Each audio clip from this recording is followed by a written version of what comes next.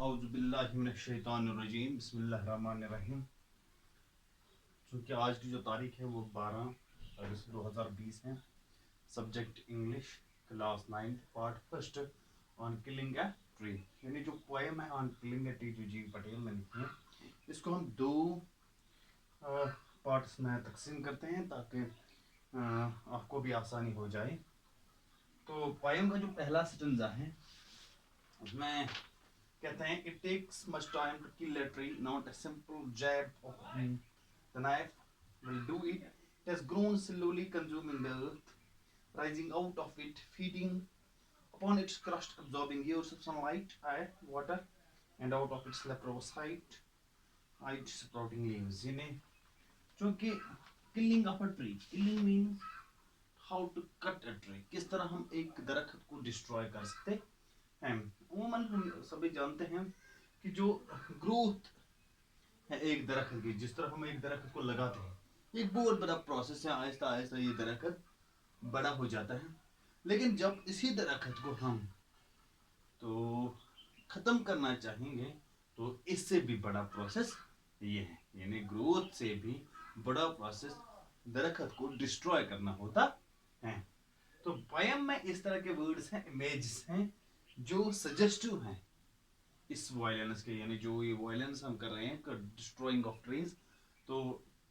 इस वायलेंस के लिए बहुत सारे वर्ड्स हैं, बहुत सारे इमेजेस हैं। तो पहला जो स्टेंजा जो मैंने कहा है अभी, it takes much time to kill a tree, तो हम कहते हैं not a simple jab of the knife, एक मामूली जैब से, एक मामूली कट से हम किसी दरख्त को डिस्ट्रॉय नहीं करते हैं, क्योंकि ये जो दरख्त होता है ये ग्रेजुअली यानी आहिस्ता आहिस्ता बढ़ जाता है। तो इसके जो रूट्स होते हैं, उसकी जो जड़ें होती है वो जमीन में फंस जाती हैं, तो इस तरह वो जमीन से वो जो न्यूट्रिशन हासिल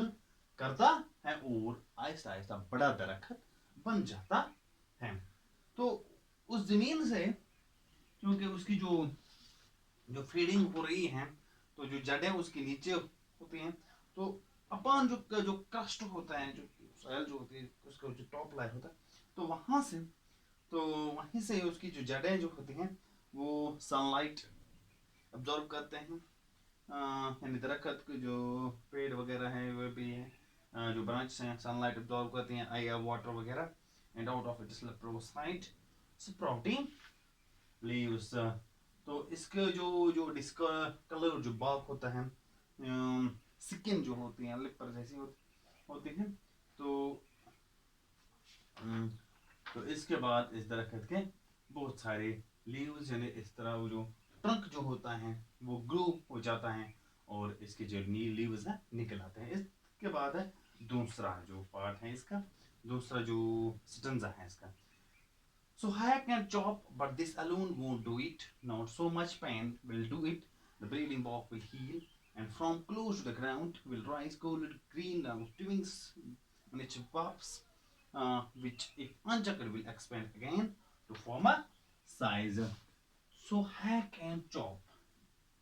तो जब हम दरख्त को डिस्ट्रॉय करने जा रहे हैं, जब हम दरख्त को खत्म करने जा रहे हैं, तो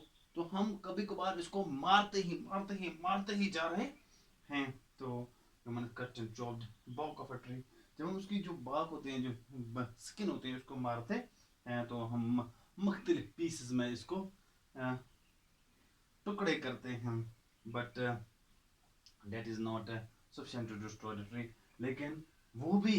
ये मारना वगैरह, ये पीसेस करना, ये भी एक दरख्त को डिस्ट्रॉय करने के लिए काफी नहीं होता है। The fine point of the tree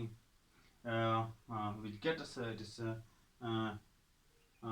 cut gives out the, तो जिस तरह जहाँ पर हम कुल्हाड़ी से मारते हैं, किसी हथियार से मारते हैं दरख्त को गिराने के लिए, तो वहाँ से जो रस निकल आता है, जो सैप निकल आता है, वो इसी तरह होता है जिस तरह एक इंसान को जख्म लगता है, फिर वहाँ से खून निकल आता है। तो ये मेटाफर है, तो बाद में इस पर बात करेंगे दूसरे पार्ट में। Gradually this would heal and from there, जिस तरह एक इंसान का जख्म भर जाता है, इसी तरह ये दरख्त का जख्म भी भर जाता है और वहीं से शाखें निकल आती हैं, नई नई शाखें निकल आती हैं। यह है पहला पार्ट, इसके बाद हम दूसरा पार्ट पढ़ेंगे।